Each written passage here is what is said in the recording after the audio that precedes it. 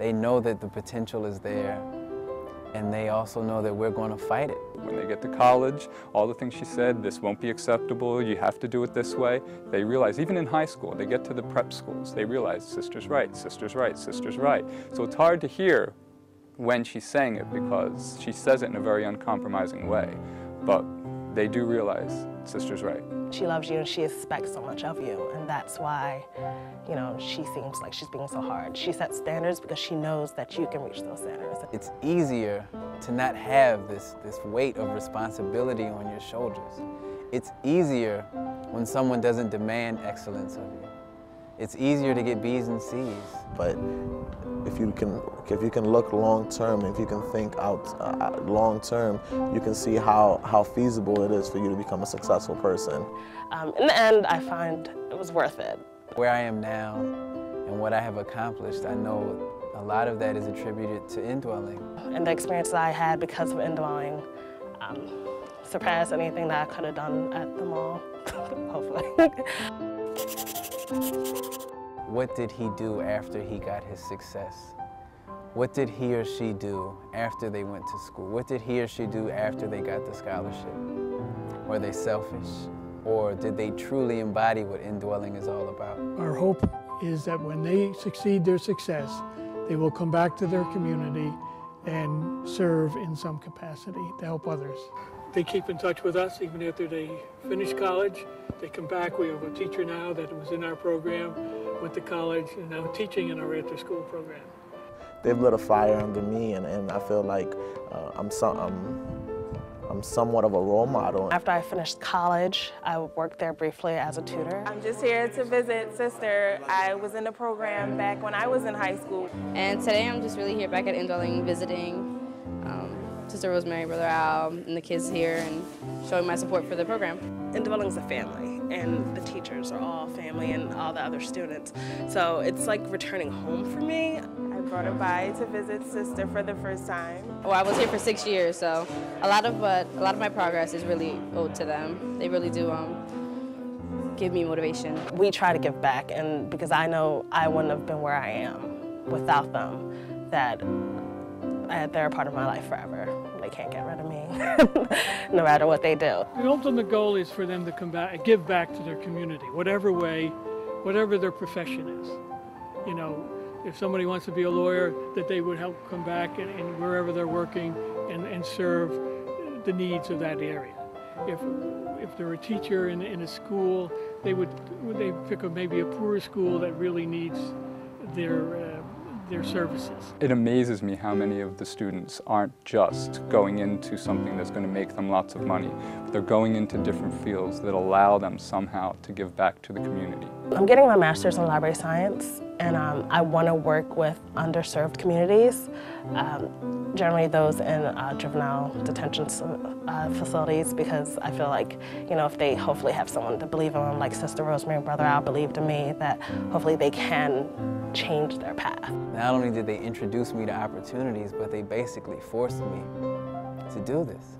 On several occasions, Sister Rosemary grabbed me by the hand and literally took me places to take tests or to visit schools. And I'm begrudgingly like, Sister, I don't want to do this, I don't want to do this. And you know, you give a look at Brother Al and he's just like, just go, Mike. There's no time that I ever really see Sister Rosemary without Brother Al, and they work so well together. They feed off of each other, and they're a great asset to the community. Oh, well, they've done everything. I've been with them since like 6th grade, I think. Oh, they're fabulous people. You know, we'd love to clone them because they're just tireless in their efforts to be able to, you know, to make sure that these kids, you know, get the kind of education and the opportunities. Brother Al has been in Germantown for probably 50 years. He's well known, he's an icon in the community. Literally, you can see the work that he's done in housing programs, in renovating areas of Germantown. They're saints. Brother Al and Sister Rosemary probably would not want me to say that, but the way that they deal with the children, the way that they deal with the people who need housing. I would say she is probably over and above what we usually think of as an educator, because her interest in the kids is so complete that she totally dedicates herself to the kids, and not only the academic achievement of the kids, but the whole life of the child. They just keep putting along. There's no other way to put it. And here they are taking these 30 or 40 kids through their paces every day. Well, if I can't wake up, I have to stop then. But I have no. My plan is that you work till you drop, and that if the good Lord gives you good health, you can go until you can keep going. And Indwelling is really a great name because the whole basis for the program is that God lives inside each one of us, and indwelling relates to an indwelling spirit. And that's what they have, and that's what they teach. The greatest joy for me has been working with Brother Al, whose vision it has been to teach people to fish. He said to me, if you give them a fish, sister, they will eat for a day. If you teach them to fish, they'll eat for a lifetime. And I am more than confident that every child that graduates from our program will eat for a lifetime. I was with my grandmother, and I was sitting on the couch watching TV, and my phone starts ringing. It's a 617 number, and 617 is the Boston area code. I pick up, and it's the lady, Dean of Admissions, and she says, "Is this Michael Athey?" And I said, "Yes." She said, "Congratulations, you have been accepted into Harvard Law School, class of 2015. And I was speechless. The next phone call that came from Michael, he said, I've been accepted to Harvard's Law School. We were just so proud of him. And I just think that everything's open to him in the future. I wouldn't be surprised of what accomplishment Michael attains in the future. And about an hour after that phone call was the first time in my life where I almost cried because I was happy. It was, I viewed that moment as a culmination of everything that I went through, as a culmination of all the people that helped me get to where I need to be. And this was here was the byproduct.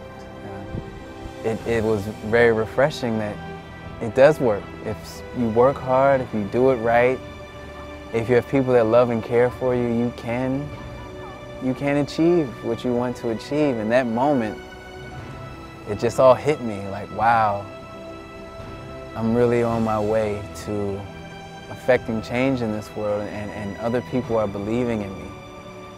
And I called everyone I knew. I called Sister, and they were just so happy, genuinely happy for me, proud of me, which I don't take for granted. I don't take that for granted at all.